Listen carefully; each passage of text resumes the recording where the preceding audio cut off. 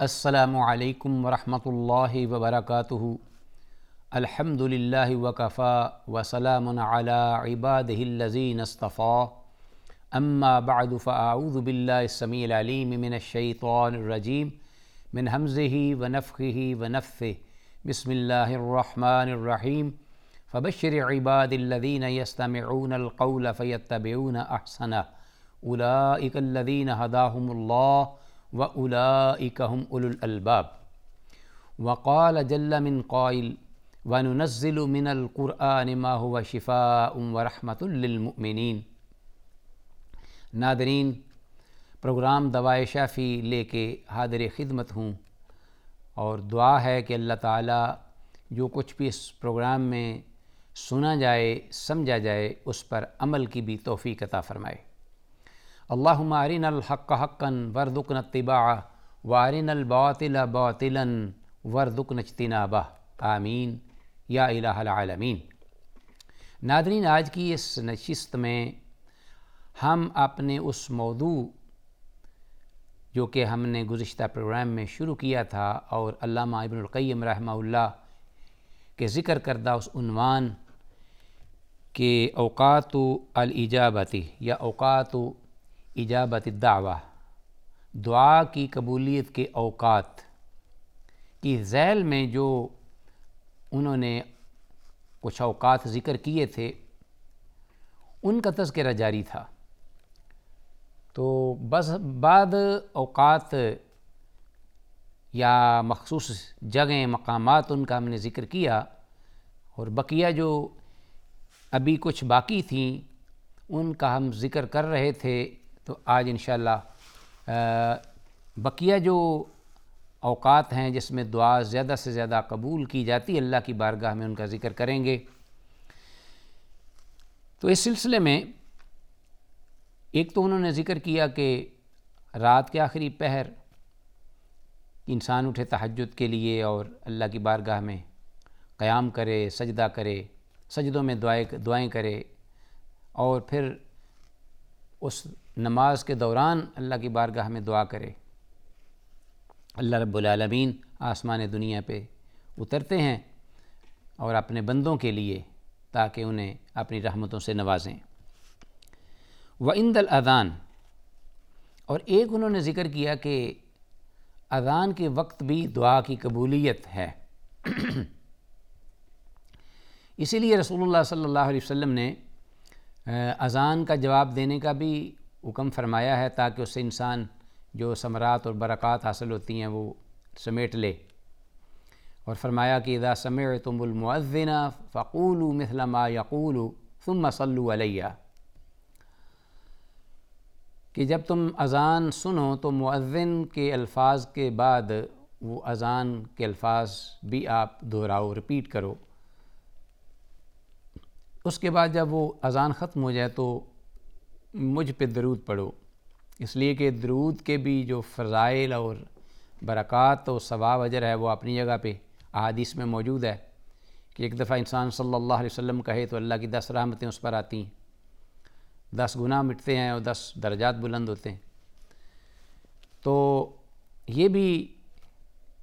اللہ کی رحمتیں ہیں میں سے ایک رحمت ہے، اور انسان کے شرف اور کمال جو اسے دیا گیا ہے۔ اذان کے وقت دعا کرے، اور اذان کے بعد بھی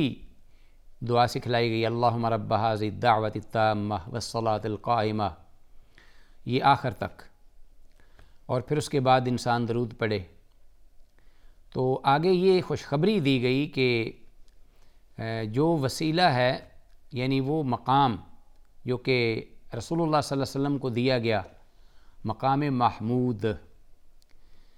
تو وہ اللہ احکم الحاکمین قیامت کے دن جو بھی دعا پڑھے گا، اس دعا سننے کے بعد رسول اللہ صلی اللہ علیہ وسلم کی جو ہے شفاعت وہ اسے نصیب ہوگی، اور پھر اس کے بدلے میں اس کو کامیابی اور نجات ملے گی۔ حضرت جابر رضی اللہ تعالیٰ عنہ کی حدیث معروف ہے، یہاں اس کے تذکرے کی ضرورت نہیں ہے۔ تو اذان کے وقت دعا جو ہے وہ کرنی چاہیے، وہ دعا جو مسنون ہے وہ بھی اذان کے الفاظ بھی دہرائے جائیں، اور اس کے بعد اپنے لیے بھی انسان اپنی بارگاہ اللہ کی بارگاہ میں ہاتھ اٹھا کر دعا کرے۔ آگے فرماتے ہیں کہ بین الاذان والاقامہ، ایک وہ مقام ہے کہ وقت ہے کہ جب دعا دیگر اوقات کی نسبت زیادہ قبولیت رکھتی ہے، وہ ہے اذان اور اقامت کے درمیان کا وقت۔ اذان اور اقامت کے درمیان کا وقت، ایک تو اس سے یہ معلوم ہوا کہ اس اذان اور اقامت کے درمیان وقت ہونا چاہیے، فوراً ہی اذان ختم کرنے کے بعد نماز کو نہیں شروع کر لینا چاہیے۔ بعض اوقات دیکھا گیا کہ کچھ لوگ جو ہیں بعض مساجد میں وہ اذان کے بعد بالکل وقفہ نہیں دیتے اور نماز شروع کر دیتے ہیں۔ تو کم از کم وقفہ اتنا ہونا چاہیے کہ جس میں انسان آرام سے سکون سے 2 رکعت ادا کر لے، جیسا کہ ایک دوسری حدیث میں یہ بھی ہے کہ بین کل اذان و اقامت رکعتان، کہ ہر اذان اور یعنی 5 اوقات کی جو اذانیں ہیں اس میں ہر اذان اور اقامت کے مابین 2 رکعت نماز ہے۔ تو جیسے یہ معلوم ہوا کہ اگر 2 رکعت نماز ہے تو اتنا فاصلہ کم از کم ایون مغرب کی نماز جو ہے جس میں وقت بہت کم ہوتا ہے، تو اس میں بھی 2 رکعت نماز جو کہ انسان سکون سے ادا کر لے ہونا چاہیے وقفہ۔ اب وہ وقفہ کیوں رکھا گیا، اس میں کیا حکمت ہے، وہ بھی سراسر ہمارے ہی فائدے کے لیے ہے، جیسا کہ یہاں علامہ ابن القیم رحمہ اللہ نے ذکر کیا ہے کہ اذان کے وقت پھر اذان اور اقامت کے درمیان دعا قبول ہوتی ہے، تو انسان کیا کرے، ذکر اذکار شروع کر دے، قرآن کی تلاوت کرے، نفل وہ پڑھ لے، کم از کم 2 رکعت نماز تو پڑھے، اور اس کے بعد اللہ کی بارگاہ میں دعا کرے، تو خوب دعا کرے۔ اس وقت دعا کی قبولیت کے اوقات میں سے ایک وقت ہے، تو انسان کو کوئی بھی ایسا اللہ کی بارگاہ میں حاضر ہو کر لمحہ ضائع نہیں کرنا چاہیے کہ جس میں وہ اس کو استعمال میں نہ لا سکے، یوٹیلائز کرے اس کو، ایک ایک لمحے کو، کیونکہ یہ دنیا میں دیا ہوا وقت قیامت کے دن انسان کے لیے اس اعتبار سے حسرت بن جائے گا، اور ہر شخص کے لیے، خواہ وہ کوئی مومن ہوگا یا کوئی فاسق فاجر یا منافق، ہر شخص جو ہے وہ اس بات پر حسرت کرے گا۔ فاسق فاجر تو ظاہرہ ناکام ہوں گے اس لیے، لیکن اہل ایمان اس لیے کہ میں نے یہ جو بقیہ وقت جس میں اللہ نے مجھے فرصت دی اور میرے لیے یہ ممکن بھی تھا کہ میں مزید اللہ کی رحمتوں سے، نیکیوں سے اپنے آپ کو فائدہ اٹھاتا، تو میں نے اس کو کیوں نہیں استعمال میں لا کر تو اس سے فائدہ اٹھایا، اس کی یہ حسرت ہوگی۔ تو نماز کے لیے جب انسان مسجد میں آ جائے تو اس وقت باتیں، گفتگو ادھر ادھر کی، دنیاوی مشاغل کی یا وقت ضائع کرنے کی، جیسا کہ بہت سے لوگ ایسا کرتے نظر آتے ہیں، تو انہیں چاہیے کہ وہ اس وقت کو اللہ کی عبادت و ریاضت میں گزارے، اور اذان کے بعد وہ آ گئے جلدی تو اقامت سے پہلے تک وہ دعائیں کرے اللہ سے، دعا کی قبولیت کا وقت ہے، تو اس کو انسان اپنے فائدے کے لیے استعمال میں لائے۔ آگے کہتے ہیں وَأَدْبَارَ الصَّلَوَاتِ الْمَكْتُوبَاتِ، کہ فرض نماز جو ہے اس کے بعد جب انسان فردی نمازوں سے فارغ ہو جائے تو وہ بھی ایک وقت ہے کہ جس وقت دعا کی قبولیت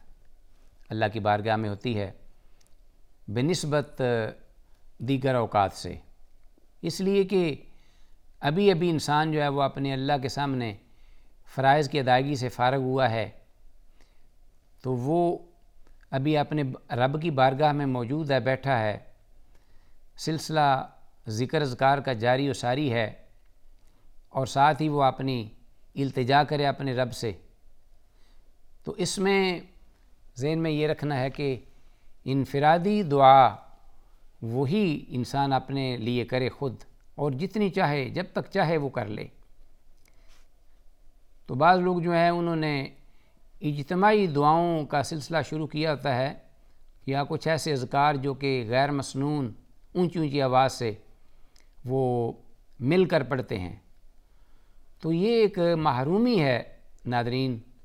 کہ انسان صحیح اذکار جو مسنون ہیں، ادعیہ ماثورہ ہیں، رسول اللہ صلی اللہ علیہ وسلم سے مذکور اور منقول موجود ہیں، ان کے ہوتے ہوئے انسان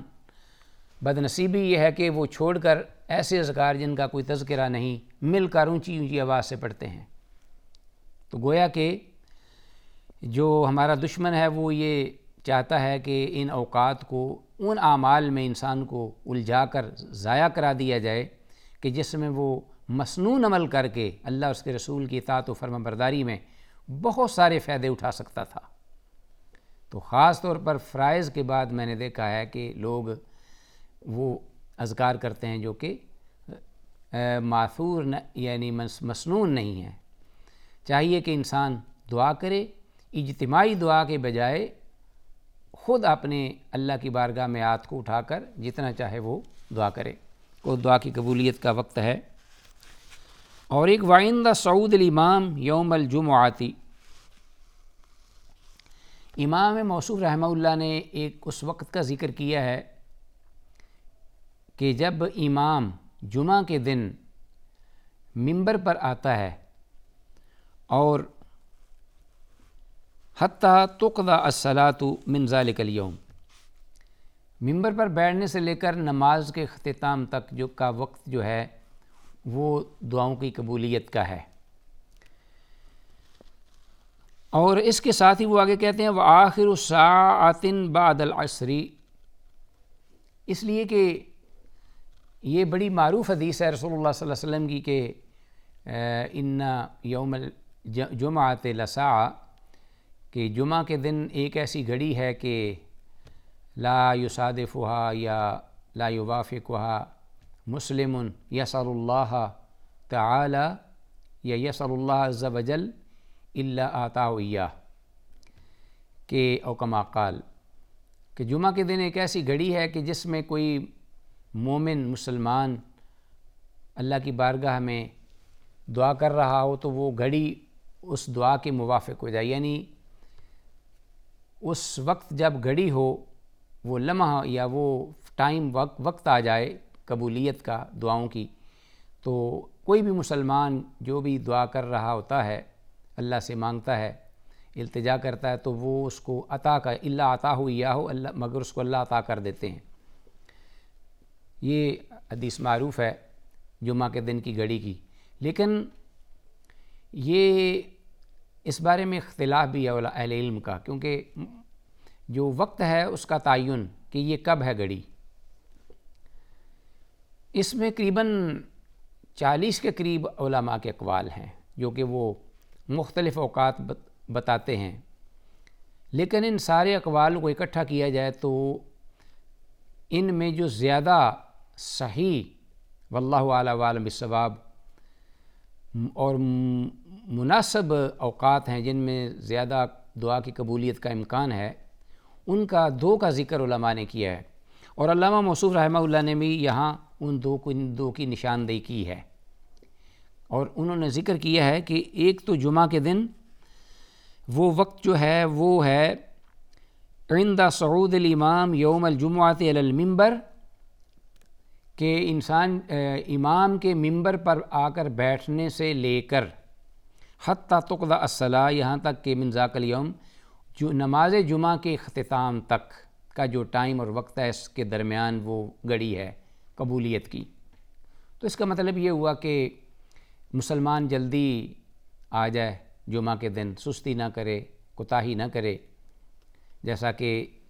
جمعہ کے فضائل کی احادیث میں خاص طور پر اس کا ذکر ہوا ہے کہ جب منبر پر امام آ کر اللہ کی حمد و ثنا کرتے ہوئے خطبہ شروع کر دیتا ہے تو جو وہ ملائکہ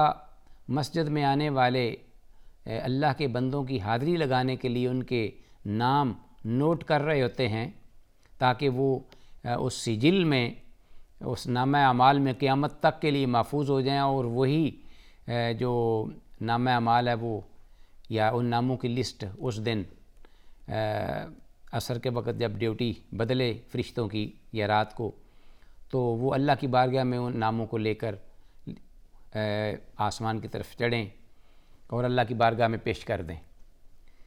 تو وہ خوش نصیب لوگ جو جلدی آتے ہیں ان کے نام لکھے جاتے ہیں، اور جب امام ممبر پہ بیٹھ جاتا ہے تو وہ فرشتے بھی اپنے جو سجلات رجسٹر وغیرہ ہیں وہ لپیٹ کر بند کر کے تو وہ بھی خطبہ سننے میں مشغول ہو جاتے ہیں۔ تو یہ سلسلہ ناموں کے لکھنے کا بند ہو جاتا ہے۔ تو لوگوں کو چاہیے کہ وہ جمعہ کے دن جمعہ کے لیے افضل وقت جو کہ اول وقت ہے اس میں آئیں، اور یہ سارے کے سارے ثمرات، حتیٰ کہ وہ وقت جو کہ دعا کی قبولیت کا ہے، جو کہ امام صاحب کے ممبر پہ بیٹھنے کے ساتھ ہی شروع ہو جاتا ہے، وہ اس کو بھی پا سکیں اللہ کی توفیق سے۔ بڑا امکان ہے اس بات کا، کوئی جو شخص آ کر آتے ہی دعا شروع کر دے، ذکر اذکار شروع کر دے، اللہ سے مانگنا شروع کر دے دل میں زبان سے، تو اللہ ان برکتوں سے اسے نواز دے۔ دوسرا امام صاحب نے جو وقت ذکر کیا ہے جمعہ کے دن، وہ ہے کہ وآخر ساعت بعد العصر، عصر کے بعد سے لے کر غروب شمس تک کا جو وقت ہے وہ بھی اس میں یہ امکان ہے اس دعا کی قبولیت کی گھڑی کے آنے کا۔ تو گویا اس سے معلوم یہ ہوا کہ یہ دو ٹائم جو ہیں وقت ہیں جن میں زیادہ امکان ہے، تو تقریباً اگر دونوں اوقات کو لحاظ رکھتے ہوئے انسان اپنی اللہ کی بارگاہ میں دعائیں کرتا ہے اس وقت کو پانے کے لیے جمعہ کے دن، تو گویا پورا دن اسے چاہیے کہ وہ اس عبادت و ریاضت میں شریک رہے، مصروف رہے۔ ظاہر ہے کہ کچھ پانے کے لیے کچھ قیمت تو دینی پڑے گی، تو اب دونوں اوقات جو ہیں میں امکان ہے اس دعا کی قبولیت کا زیادہ، تو اب اس کے لیے محنت تگ و دو کرنی پڑے گی۔ انسان اور بھی دنیاوی مفاد کے لیے بڑی محنتیں کرتا ہے، مشقتیں اٹھاتا ہے، سفر بھی کرتا ہے، مال بھی لگاتا ہے، جسمانی قوتیں بھی خرچ کرتا ہے، لیکن اب یہ ہے کہ اخروی یا دنیاوی نعمتوں سے مالا مال ہونے کے لیے اللہ کی بارگاہ میں اس کو گھڑی کو پانے کے لیے ایک جمعہ کا دن ہے، صبح سویرے اہتمام کرتے ہوئے مسجد میں آ جائے، اور اسی طرح پورا جمعہ اور آخر تک، پھر عصر کے بعد سے پھر لے کر شام تک تقریباً وہ اسی ذکر اذکار میں شریک رہے، شامل رہے، دعاؤں میں مشغول و مصروف رہے، تو اللہ کے فضل و کرم سے بڑا امکان ہے کہ پھر نہ ہو سکے کہ اللہ اس کو وہ گھڑی نہ دے۔ اللہ تو رحیم و کریم ہے اور اپنے بندے کے انتظار میں ہے کہ کب میرا بندہ میری بارگاہ میں آتا ہے تو میں اس کے دامن کو اپنی رحمتوں سے معمور و بھرپور کرنے کے لیے تیار بیٹھا ہوں۔ اور ان اللہ وقال ربکم ادعونی استجب لکم ان الذین یستکبرون عن عبادتی سیدخلون جہنم داخرین۔ تو اللہ رب العالمین دعا قبول فرماتے ہیں، اور اللہ نے یہ خود بات فرمائی ہے۔ تو ناظرین، اس کے علاوہ بھی کچھ اور اوقات ہیں کہ جس میں علامہ ابن القیم رحمہ اللہ نے دعاؤں کی قبولیت کا ذکر کیا ہے۔ انشاءاللہ ہم اپنے بقیہ آئندہ کے پروگرام میں ان کا ذکر کرتے ہوئے دیگر موضوعات کی طرف آئیں گے۔ سر دست جو کچھ اس پروگرام میں ذکر کیا ہے دعاؤں کے حوالے سے، ان کے اوقات کے حوالے سے، اللہ ہمیں توفیق دے کہ ہم ان اوقات کو اپنی اس مستعار زندگی میں استعمال میں لاتے ہوئے دنیاوی اور اخروی جو فیض ہے وہ اٹھا سکیں۔ ھذا ما عندی، السلام علیکم ورحمۃ اللہ وبرکاتہ۔